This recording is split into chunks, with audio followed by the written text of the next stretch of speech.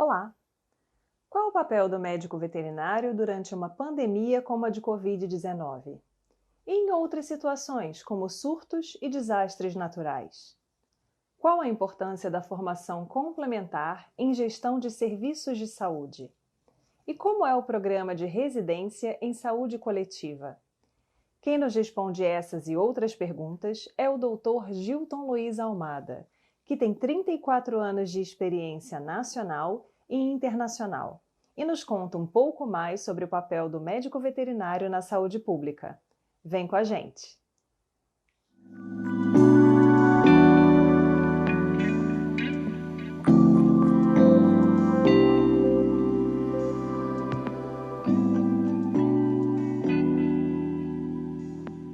Muito obrigado pelo convite.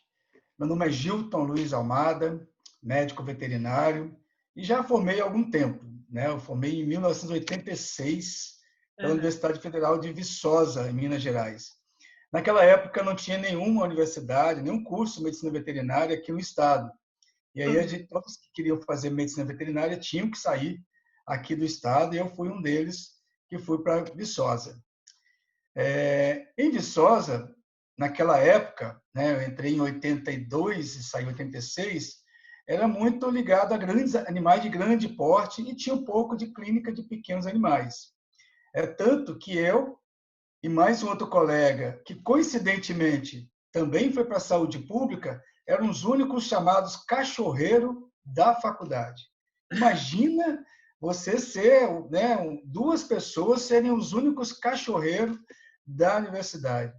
E a gente, e realmente, eu sempre, né, quis falar, trabalhar com clínica de pequenos e fiz estágios em clínicas de pequenos.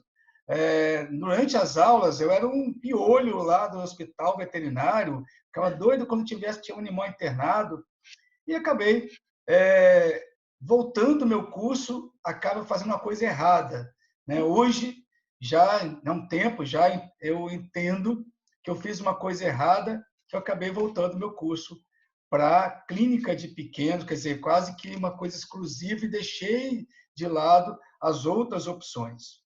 E Uhum. aí trabalhei com clínica de pequenos, montei sociedade em Colatina, né, uma cidade no norte aqui do Espírito Santo, Uhum. quente, quente, Nossa. né? E saí de Viçosa, que é frio, né? Viçosa é muito frio. Viçosa faz 4 estações no dia só.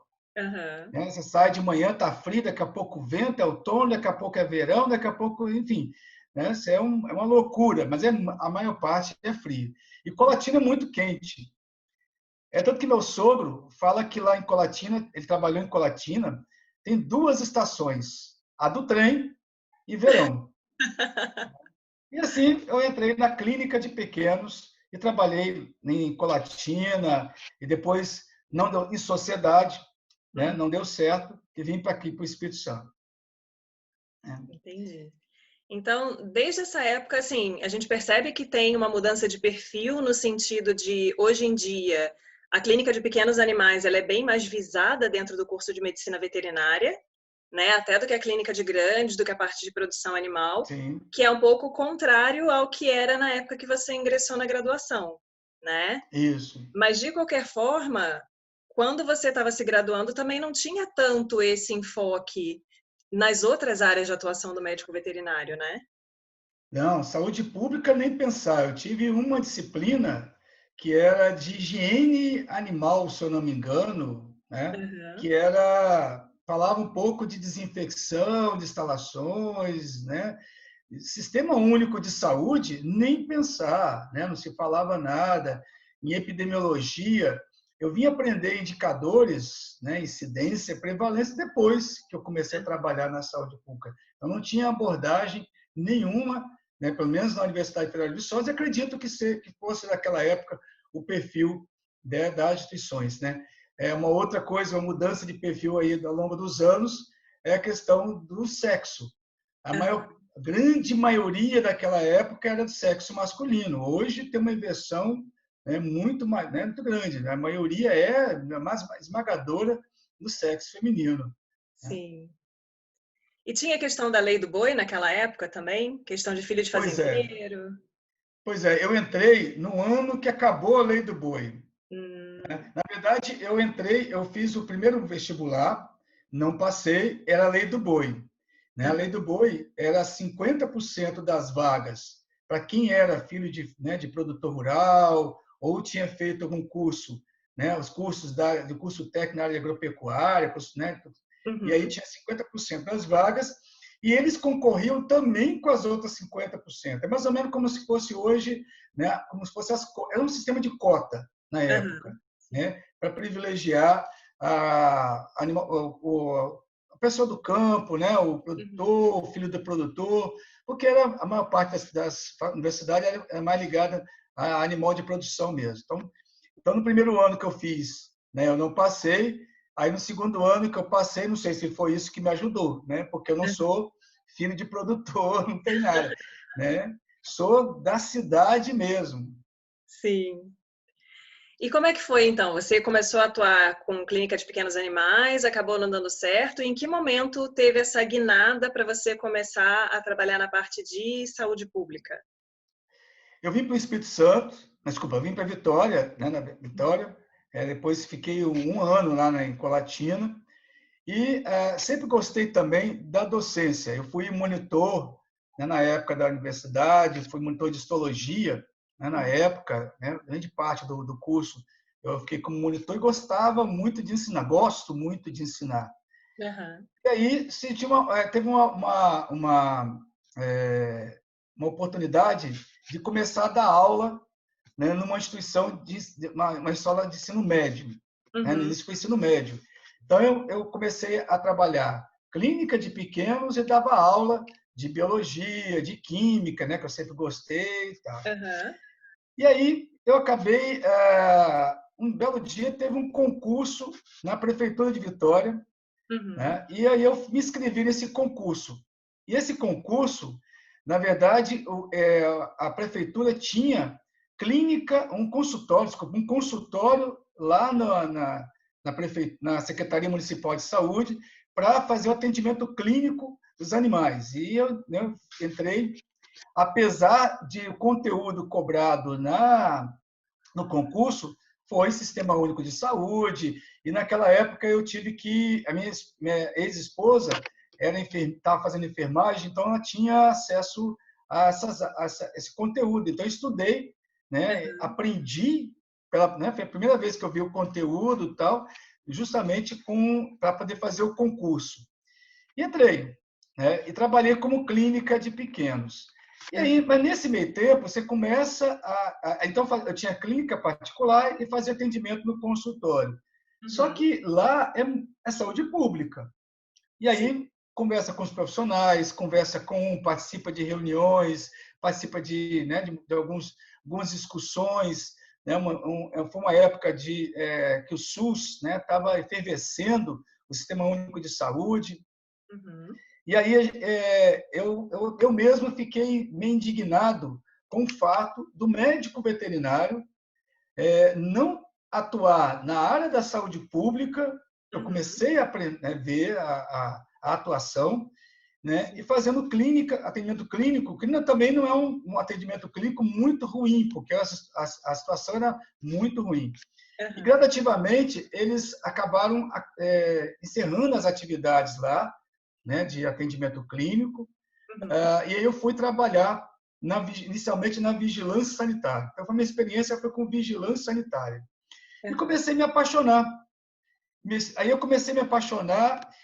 Nessa época, nós estávamos, isso foi em 94, aham. 1994, com uma grande epidemia de raiva humana e animal no Espírito Santo. Nossa. A gente teve casos de raiva humana em Cariacica, Vila Velha. Para vocês terem uma ideia, Vitória, né, tudo bem que foi em 1990, mas sempre foi uma capital bem urbanizada. Nós Uhum, tivemos casos de raiva em bovino, equino e muitos cães e gatos. Mas para ter raiva em bovino e equino no município como Vitória, né, a situação da raiva está uma confusão. sim. E a gente não teve casos de raiva humana em Vitória, mas sim nos municípios. Aham. E aí o Ministério da Saúde solicitou ao Conselho Regional de Medicina Veterinária que indicasse um médico veterinário para fazer um estágio no Centro de Controle de Zoonose São Paulo para implantar o programa da raiva no Espírito Santo. E aí, como eu já estava trabalhando, eles sabiam que eu estava trabalhando, eu era um dos poucos que estava trabalhando, e observaram, né, o jeito como eu estava trabalhando, me convidaram, e eu fiz um estágio no Centro de Controle de Zoonose São Paulo, né, um mega centro de controle de zoonose, foi uma semana, e depois eu fiz um curso de gerenciamento de centro de controle de zoonose, 21 dias lá em São Paulo também. Parte do conteúdo foi na USP, parte no centro de controle de zoonose. Tudo isso me dando formação e foi fazendo com que eu cada vez mais me apaixonasse. E a gente conseguiu controlar a raiva com campanhas de vacinação bem organizadas, que naquela época a campanha de vacinação demorava um mês inteiro. Então, quando terminava, mês não, vários meses. Quando terminava de vacinar, a gente começar de novo. Uhum. Né? E aí a gente conseguiu controlar a raiva no estado do Espírito Santo. Já o último caso de raiva humana no Espírito Santo foi para o morcego, quer dizer, não tem como, né? O veterinário agir nesse caso, porque não baixa cobertura vacinal. E foi em 2003 que foi o último caso de raiva humana para o morcego. De lá para cá, a gente não teve pouquíssimos casos, e desde 2005 não tem caso de raiva nem cão nem gato no Espírito Santo. Fruto do trabalho de todos os médicos veterinários, desde então, organizando campanhas de vacinação antirrábica canina e felina. E aí eu fui me apaixonando cada vez mais pela saúde pública e larguei a clínica, porque não tinha mais, né, uma atração pela clínica de pequenos. Não dava mais tempo. E continuava aí eu continuei com as minhas duas paixões, saúde pública e a docência. E nada melhor, né, ao longo do tempo, de a docência ser justamente de conteúdos de saúde pública. Né? No início eu tive que ralar muito. Né? Dei aula de biologia, de química, de ciências para ensino fundamental. Tive que ralar muito, né? Mas a gente conseguiu aí devagarinho. Que coisa boa. E qual é, assim, só saindo um pouquinho, né, da sequência que a gente tinha conversado de seguir, a parte de saúde pública na universidade, ela acaba sendo apresentada aos alunos quase ao final do curso, né? Do meio para o final ali, de forma um pouco mais tardia, não é?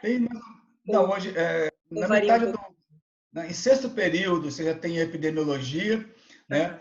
Aí é uma questão minha, por quê? Porque como eu trabalho até hoje na saúde pública, então eu levo para a sala de aula, e aí isso é importante, né, o professor levar para a sala de aula a experiência que ele tem, para não ficar muito, muito empírico, né? O aluno enxergar a prática, a aplicação do conteúdo.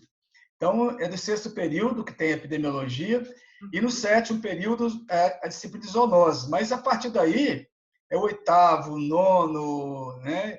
E ele vai só clínica de pequenos, cirurgia, clínica de grande. Então, os alunos esquecem saúde pública, porque já viram lá no sétimo período, no último conteúdo. Uhum. E é fácil, né? Desculpa interromper, é fácil perceber isso infelizmente, o número de alunos que procura no estágio supervisionado fazer estágio supervisionado nessa área de saúde pública. Tá? São pouquíssimos comparando com os demais. Eu cheguei a fazer pesquisa nas turmas, assim, quando eu ia começar o semestre, né? Perguntar para os alunos, gente, e aí, onde vocês pensavam em atuar quando vocês começaram o curso de medicina veterinária?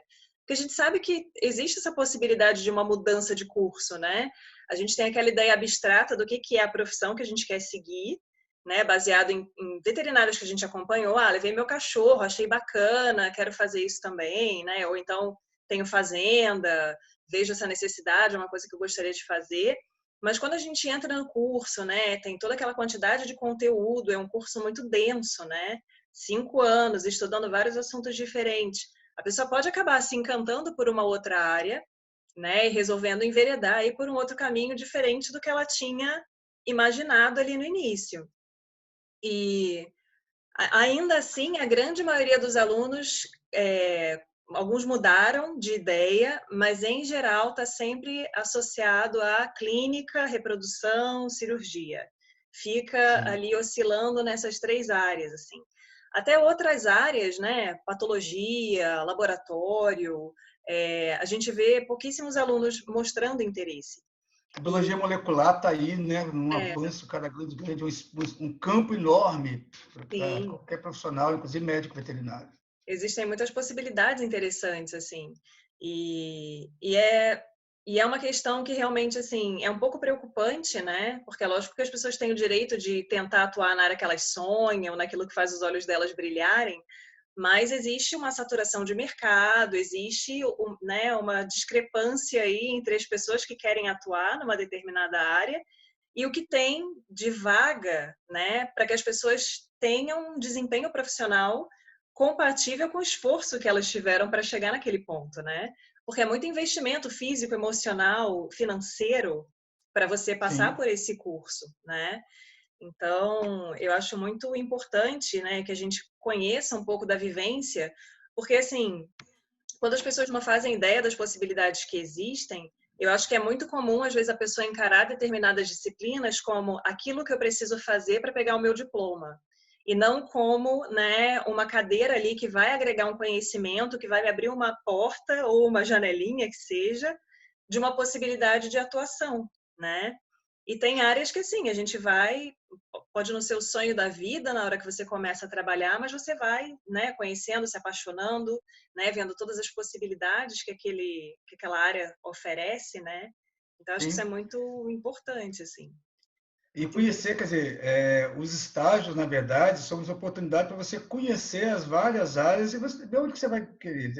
Né? Fazer como eu fiz, né, como a maioria faz até hoje, né, como você comentou, né, de dirigir e ficar só numa determinada área, você não permite conhecer as outras áreas, não permite conhecer os outros campos, né, de aprender um pouco mais, tá, das outras áreas, né, e ter a oportunidade, muitas vezes, são redes que você faz no estágio, por exemplo, e oportunidade de você depois até vir a trabalhar e ser convidado, né, trabalhar naquela área.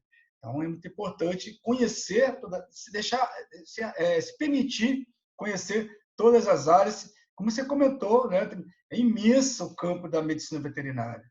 Então, claro que a gente tem a preferência, né? Eu tive a preferência, você, né, teve a Uhum. preferência, todo mundo tem, mas é importante se abrir. Com certeza. E como é que foi a questão, né? Você já dava aula, já começou a aula, né? Desde o ensino infantil, né? Fundamental, não Isso, sei. fundamental. E aí você depois passou a dar aula na universidade também. E a questão de Isso. pós-graduação, né? É, às vezes também eu acho que acontece um pouco, né? A pessoa faz pós-graduação naquela área que ela tem pretensão de atuar. E eu já tive muitos colegas que desencantaram um pouco com a área que eles queriam trabalhar inicialmente quando passaram por esse processo da pós-graduação, né? Sim. É muita demanda, tem muita coisa que pode dar errado, enfim, um momento, né, da carreira profissional que exige um empenho também, e como tudo que a gente faz na vida está propenso a frustrações, né? As coisas às vezes não saírem bem como a gente gostaria. E aí, quando você fez pós-graduação, você já estava inserido na saúde pública. Já estava inserido, tinha, na verdade, eu tinha clínica ainda na época, né? Quando eu Aham. fiz o mestrado, eu tinha clínica e eu trabalhava, na verdade, eu fazia um consultório à noite, né? Porque era o único tempo que sobrava, trabalhava na Secretaria de Saúde. E aí, o que aconteceu? Eu teve a oportunidade de fazer o mestrado, né? Eu queria Uhum. fazer para poder, né, me qualificar mais. E naquela época não tinha nada da medicina veterinária aqui no Espírito Santo. Mais uma vez eu teria que sair do estado para fazer alguma área específica da medicina veterinária, se eu quisesse fazer, né? Até mesmo da área de preventiva, né? Da área de doenças infecciosas, enfim, da área de Uhum. medicina veterinária.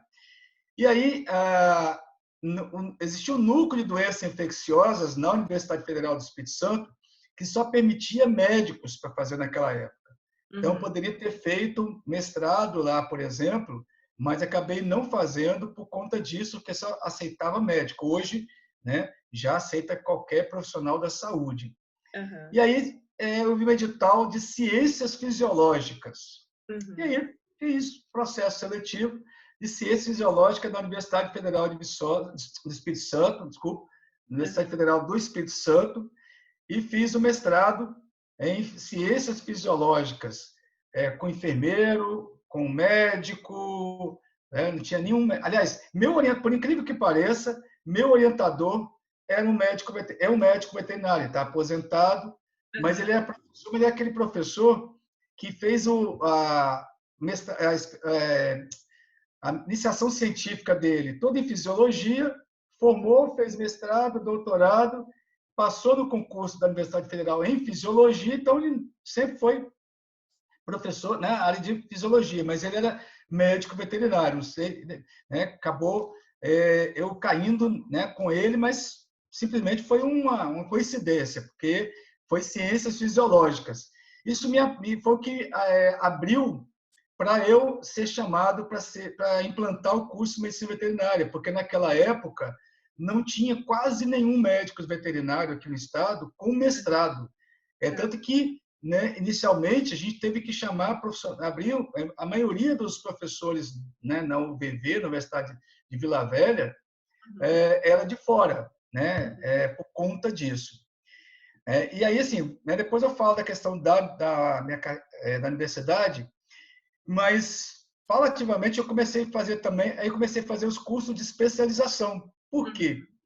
Porque o curso de especialização, aí eu comecei a atuar especificamente na área da saúde pública. Você começa a sentir necessidade de fazer um curso, ainda mais para quem fez, né, uma graduação, e por mais que você faça uma excelente graduação, né, a especialização, o mestrado, doutorado vai aprimorar muito, né, cada vez mais.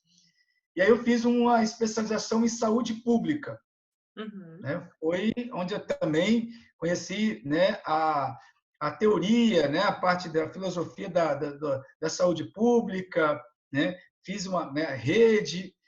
Depois eu acabei fazendo um curso, já estava na UVV, na Universidade de Vila Velha, em administração hospitalar e serviço de saúde.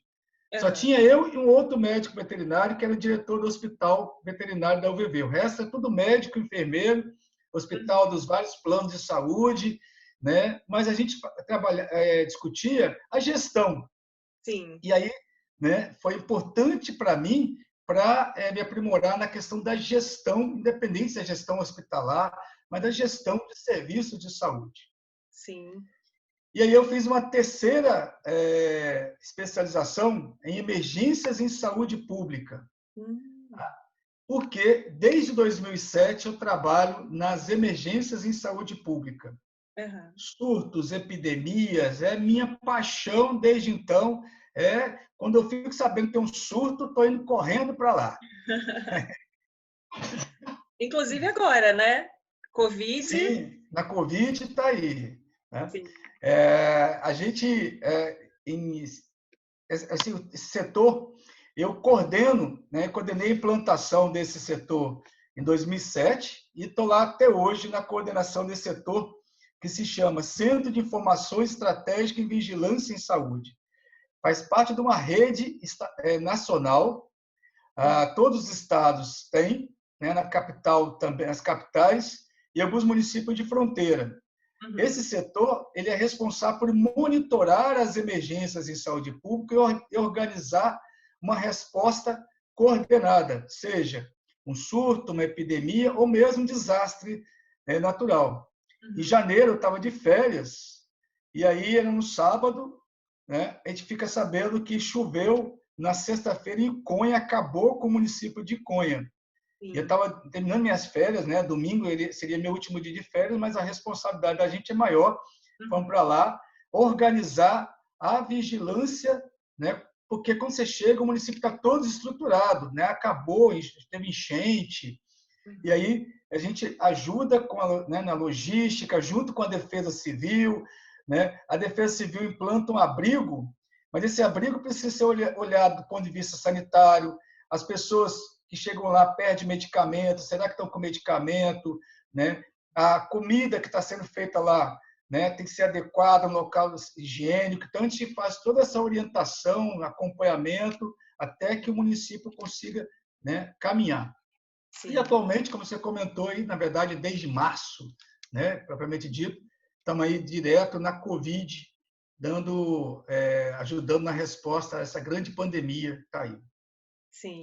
E foi bem, não pelos veterinários propriamente, né, mas de uma maneira geral, quando saiu na mídia essa questão dos médicos veterinários serem eventualmente mobilizados, né, para essa linha de frente do combate à Covid, foi uma questão que levantou muita discussão, né?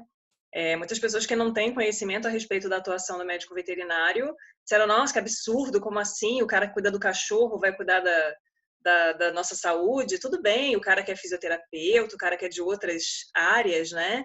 Mas o médico veterinário, como assim? Muitas pessoas acharam aquilo ultra mega absurdo, né? E é muito triste, né, perceber essa visão limitada que as pessoas têm com relação, né, a todo o conhecimento que o médico veterinário tem que adquirir para se dizer médico veterinário, né?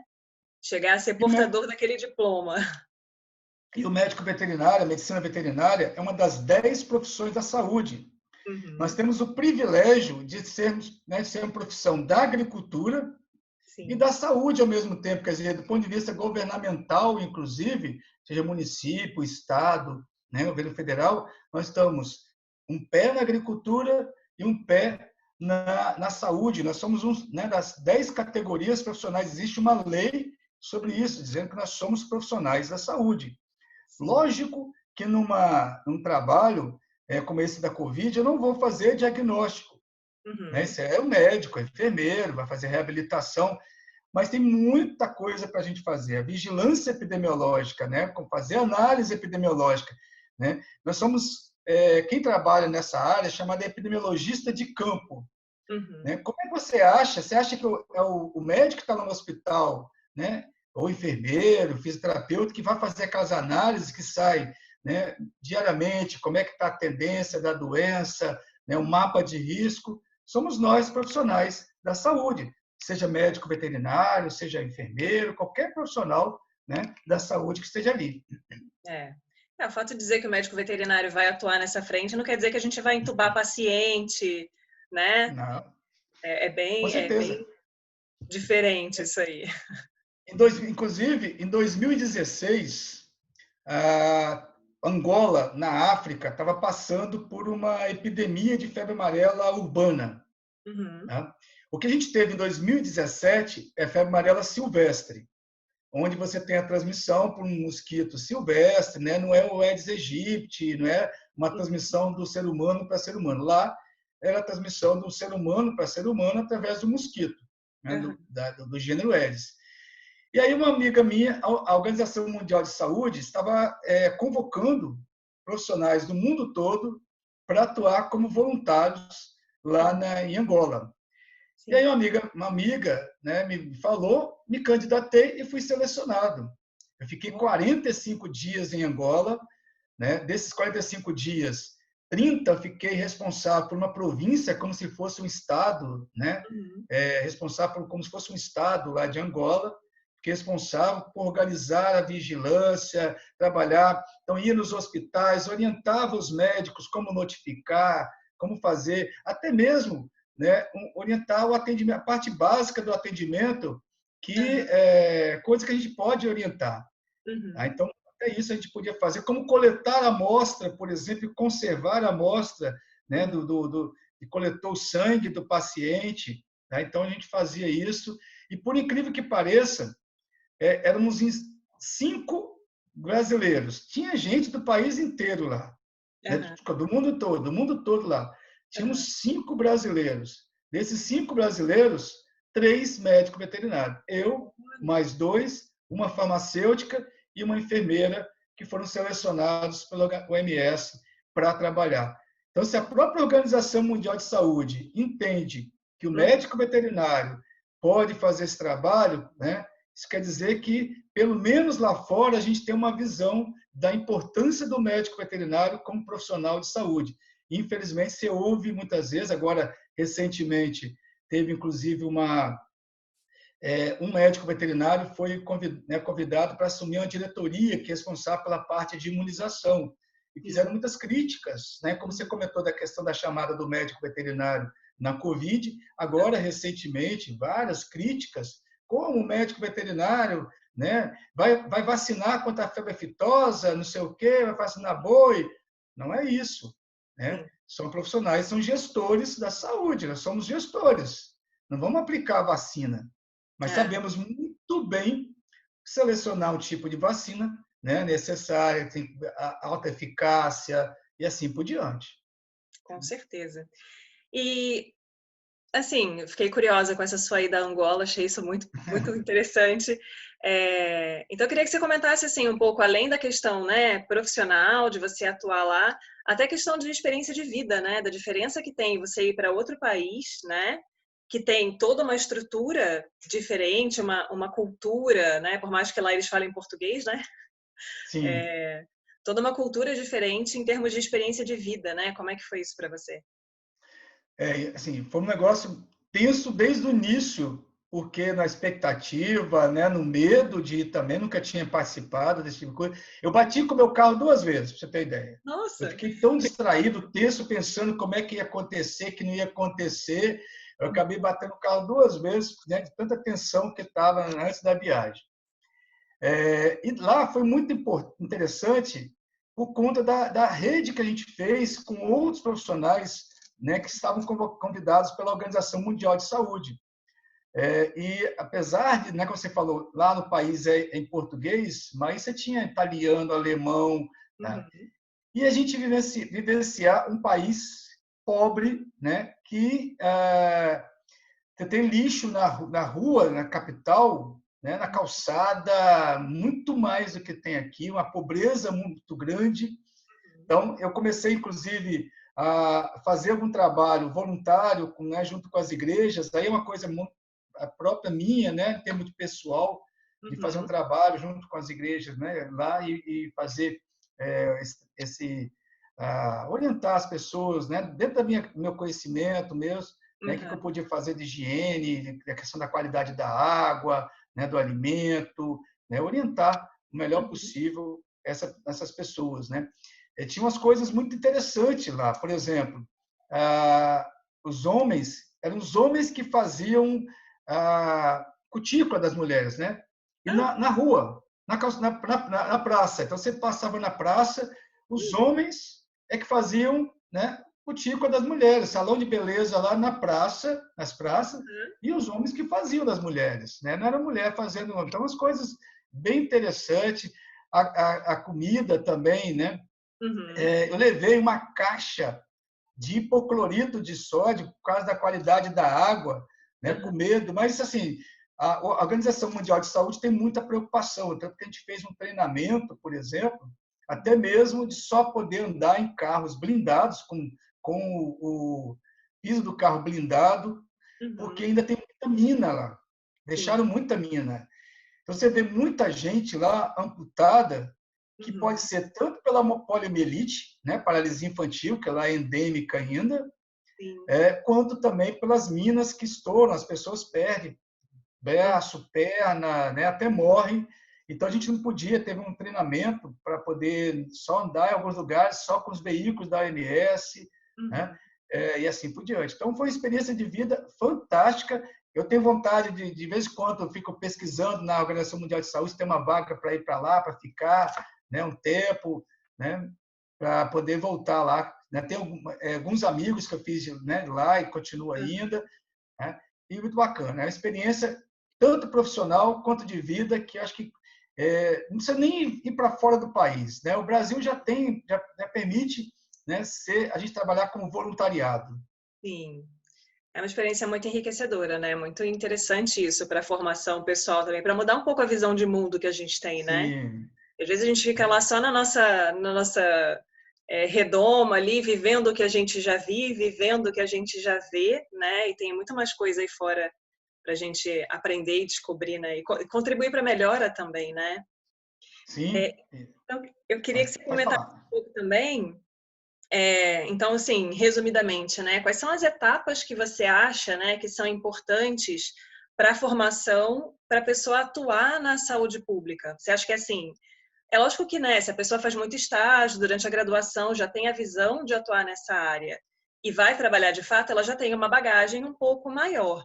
Mas, ao mesmo Uhum. tempo, a gente sabe que tem áreas, né, na profissão que a pessoa aprende muito na hora que está atuando, né? A pessoa faz uma prova, passa no concurso, e esse aprendizado, esse treinamento, eles vêm dentro da necessidade do local que ela está trabalhando, né?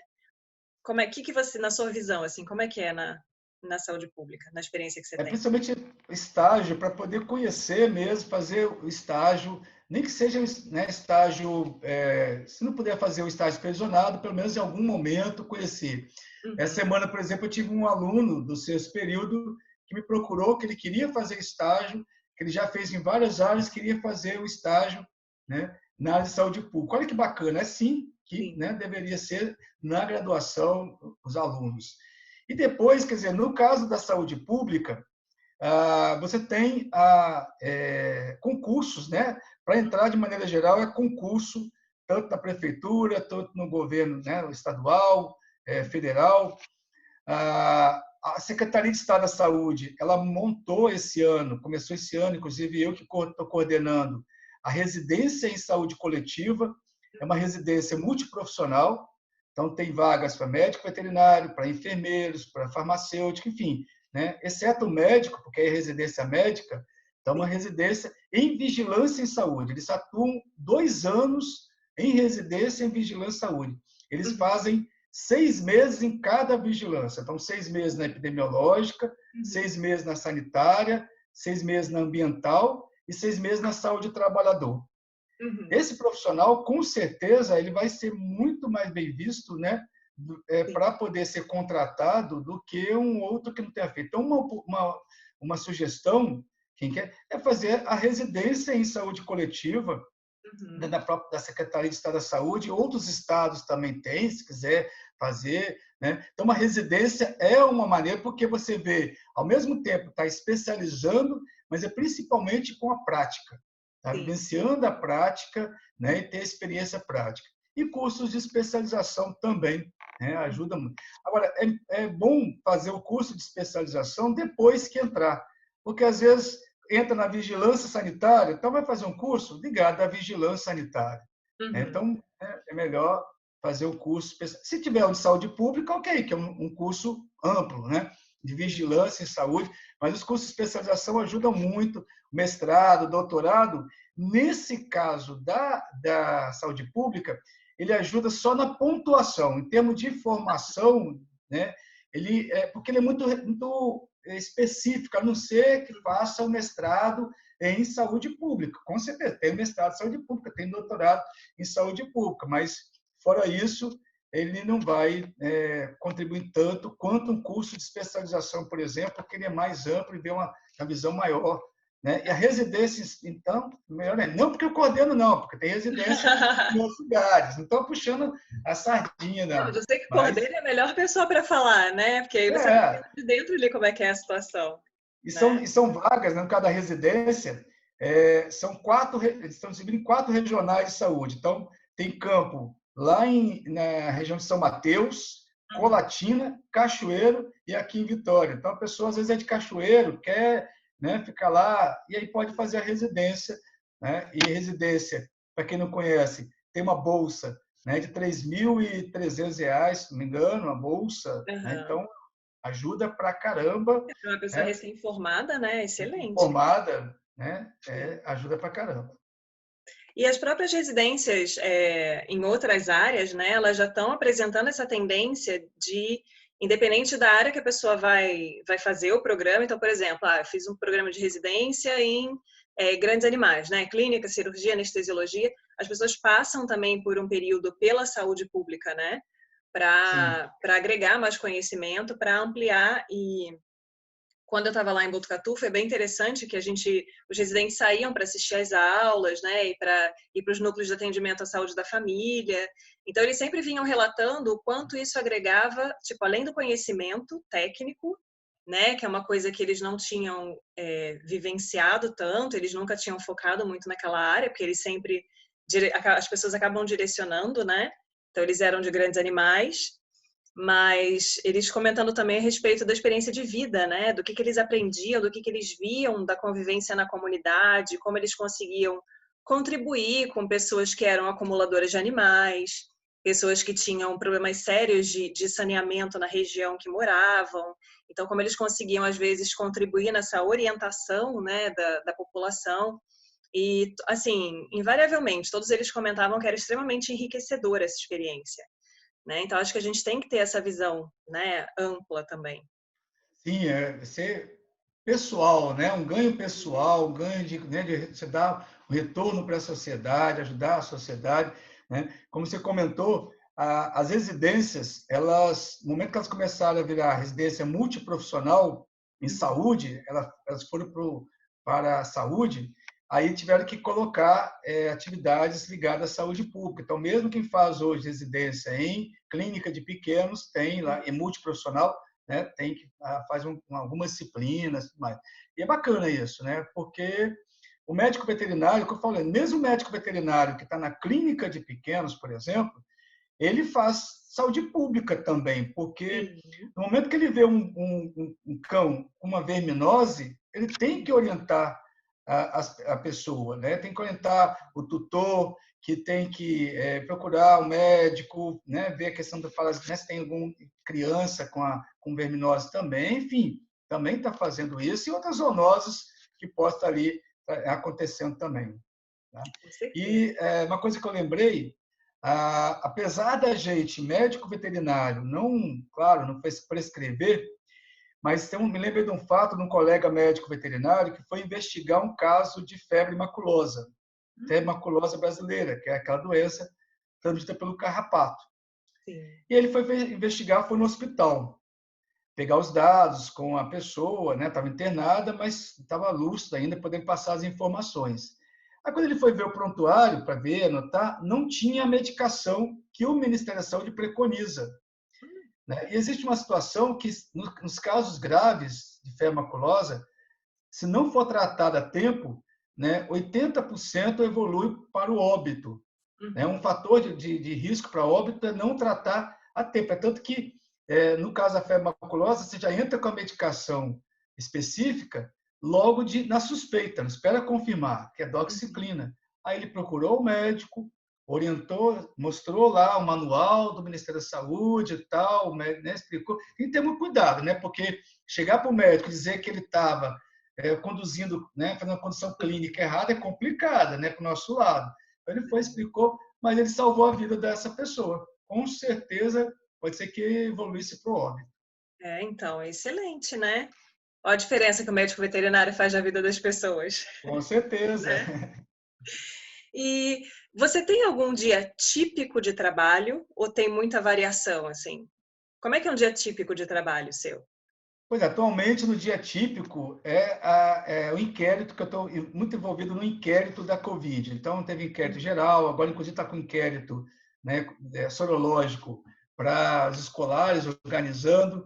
Mas, assim, eu posso falar num dia que eu estou feliz lá no setor. É um dia que tem um surto, né? Quando tem um surto. Porque a Aham. gente sente que aí aquela adrenalina para poder atuar, né? Nesse sentido assim, né? Lógico que existe todo problema, né? Mas assim, do ponto de vista da gente poder atuar, mas o importante é a gente intervir o mais rápido possível e orientar, né? Então a gente orienta os municípios, seja médico veterinário ou enfermeiro, né?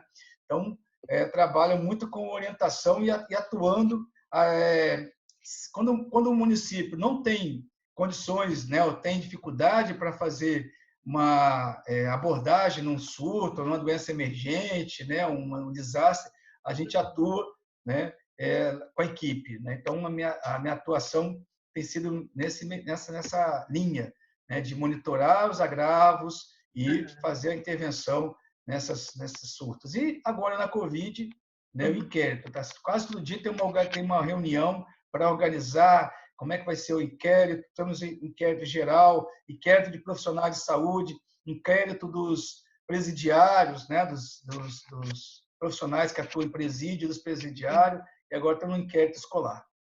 Muitos levantamentos, né? Muitos dados aí E para dados. lidar, né? Isso. Bacana.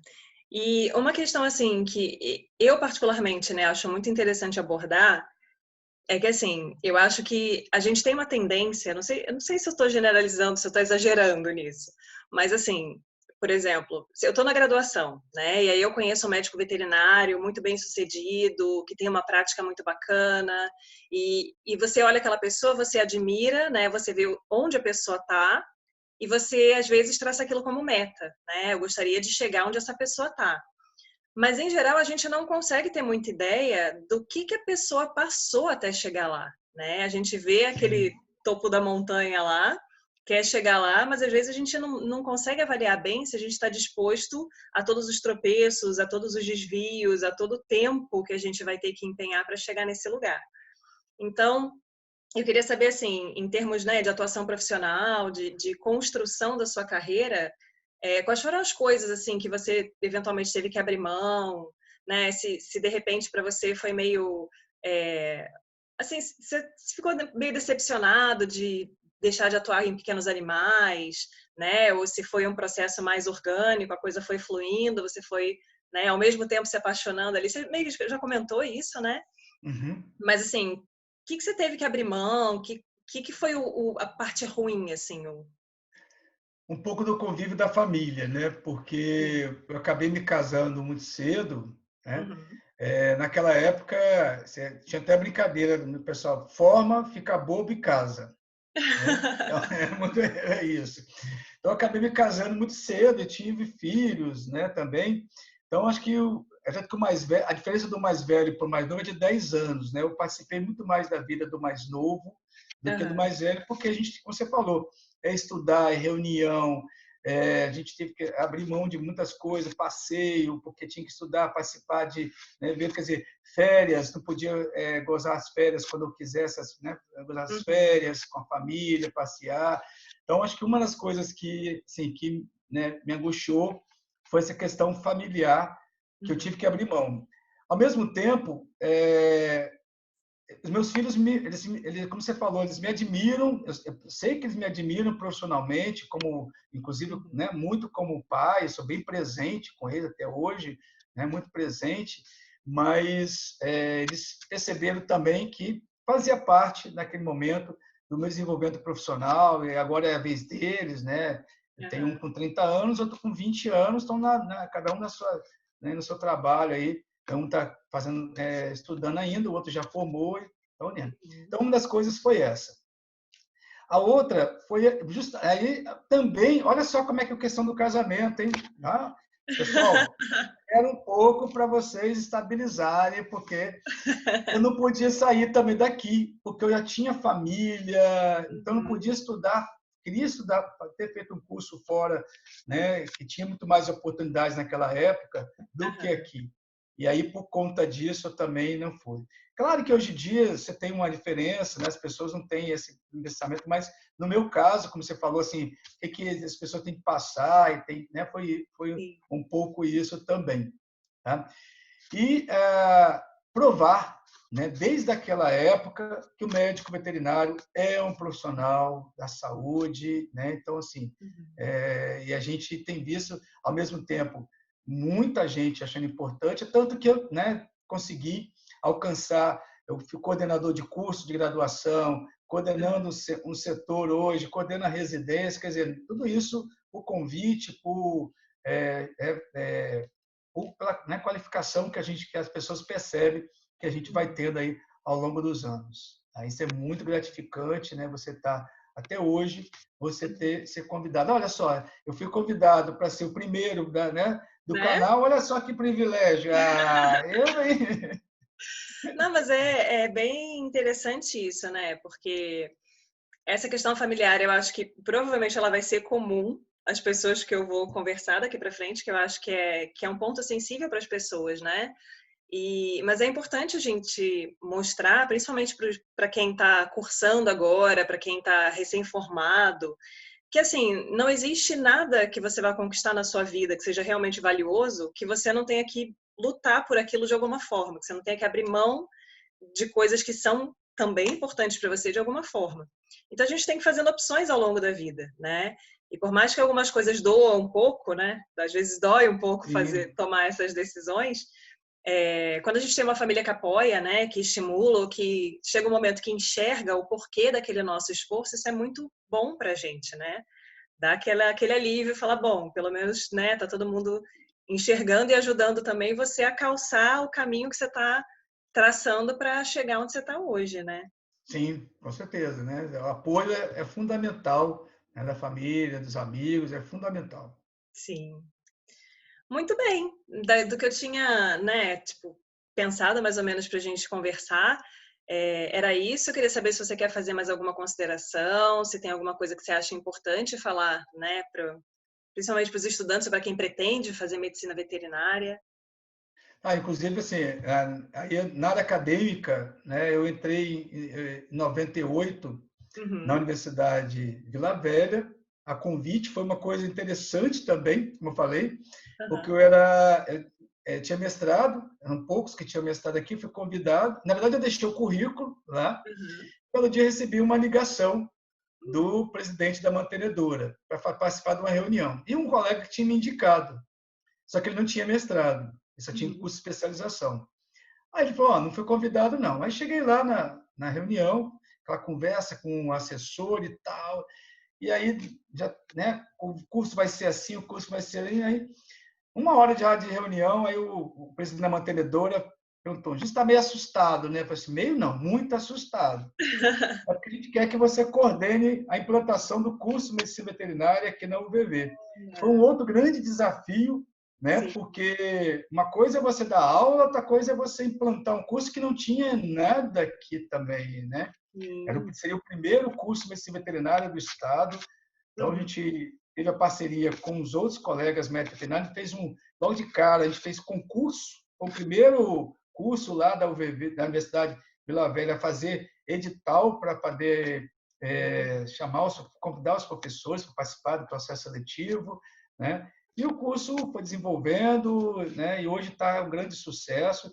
E aí, Sim. nesse meio tempo também, eu acabei saindo da coordenação, depois de, né? Eu entrei em 98, saí em 2012, né? Fiquei bastante Uhum. tempo, né? Na coordenação.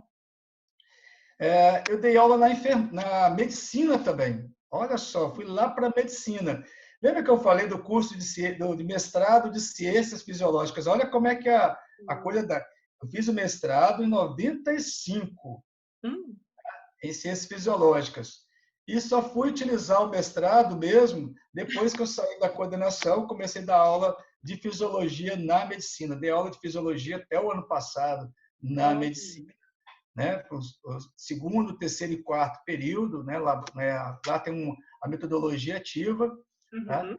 E fui homenageado, inclusive, como uma turma me homenageou como professor, né? Da turma deles, né? Uhum. Então, são essas coisas que vão somando para a gente profissional e ver que a gente traçou, o rumo que foi traçado, teve algumas coisas que a gente teve que, sempre tem que contornar, nós vamos ter que mudar o rumo, mas você percebe que a gente traçou um rumo certo e eu sou muito feliz na minha profissão, amo a medicina veterinária e a saúde pública, defendo o Sistema Único de Saúde, defendo, né, a saúde pública e estamos aí, né, fazendo com que as pessoas percebam a importância da medicina veterinária nesse campo. Com certeza. Muito obrigada, Gilton. Adorei esse bate-papo, acho que foi muito bacana e eu acho muito legal a gente conhecer, porque eventualmente você deve ter alunos que passam pela sua disciplina e que não têm essa oportunidade, né, de ouvir esse tipo de informação, de saber dessa trajetória, que é muito enriquecedor. Muito Eu que obrigada. agradeço a oportunidade. Agradeço a E aí oportunidade. vamos. Vamos aproveitar para pedir para todo mundo se inscrever, apertar as notificações, curtir o vídeo se achar bacana, né? E vamos nessa luta aí para divulgar todas as áreas da medicina veterinária, né, para que as pessoas tenham oportunidade de ouvir de quem atua realmente, né, nesses campos e que isso estimule as pessoas a atuarem em áreas diferentes e que sejam felizes como você é com a profissão. Muito Tá certo. obrigada, Gil. Obrigado. Grande abraço para todo mundo. Tchau, tchau. Tchau.